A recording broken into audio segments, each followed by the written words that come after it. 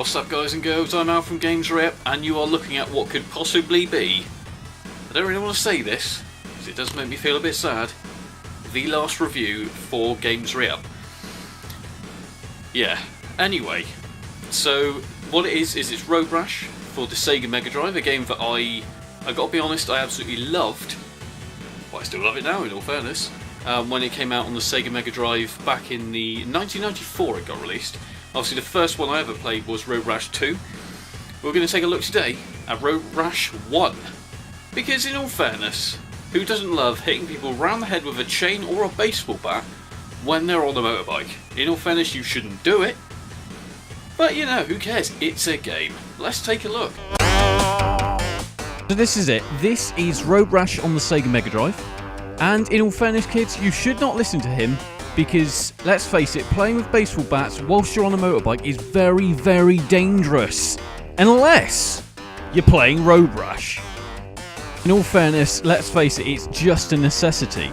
So if you've not heard of Road Rash before, then I think you are really, really missing out. It started, well, in 1994 this was released by Electronic Arts. Now, you know the guys and girls, the people who essentially dominate the gaming industry with Battlefield. Yeah, that's them.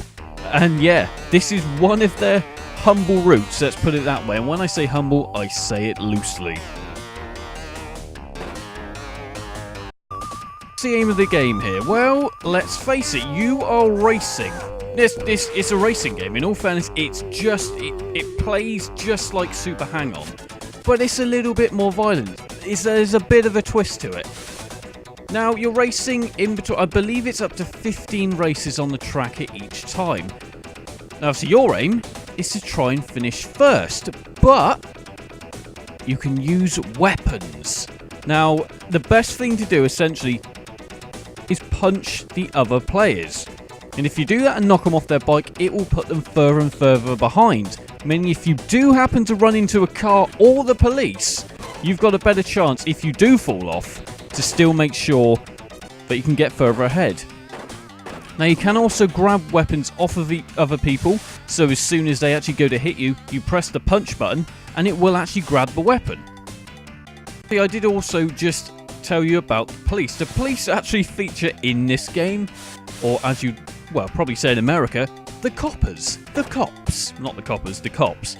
Yeah, they actually feature in this game as well. As soon as you're buzzing along at about 150 miles an hour, they start to chase you. Now, to be honest, they're not very hard. They're actually quite easy to get rid of. You can punch them a few times. Generally, they'll probably knock you off your bike and bust your ass. But best thing to do is probably just outrace them. Outrace them. Along the way, you can actually, as you're collecting points and money, I should say, not points, money, you can upgrade your bike. Now, it can be faster, some of them got better handling, some of them are slower, but again, better handling. You know, you've got to try them all out, really, because they're all there at your disposal on the tons and tons of levels that there are. Now, in all fairness, there are a lot of levels, so there's a lot here to keep you entertained. The other thing is actually on the tracks, when you're racing, make sure to avoid the puddles. There's puddles everywhere. So if you're going around a corner at about, like I said, 150 miles an hour, you want to make sure to avoid them because you will slip up, smack a sign, and probably snap your neck. Right, that could actually happen. Now, let's talk about the playability now, because this game has been out for a very, very long time, and in fact, I would probably say, 22 years? Am I working that out right? God, I feel old now. But yeah, it still plays well today, and I actually believe the Sega Mega Drive, or maybe the Sega Saturn, are probably the best versions out there. Also, the PlayStation version, the Sony PlayStation, it's a fantastic game, and it does actually make me pose the question, why on earth do EA, releasing all these games constantly, not bother to blooming release a new one of these every now and again? Because I love Road Rash. It just makes me... I honestly don't know. They must have had some really bad sales on the last one, let's put it that way. And there are some absolutely great sequels out there of Road Rash. It's a shame, it really, really is. The game's easy to play, it's easy to pick up and play, because it's literally just left, right, drive, brake, and smack the crap out of someone. And just avoid cars. It's all fun, it's the only thing that really pisses me off is the music. I mean, I love it, don't get me wrong, but it does get a bit repetitive after a while, and you can turn it off. So there we go. Anyway, I've been Al from Games Rip. Hope you want to buy this game now, because I absolutely love it. I'll see you maybe soon.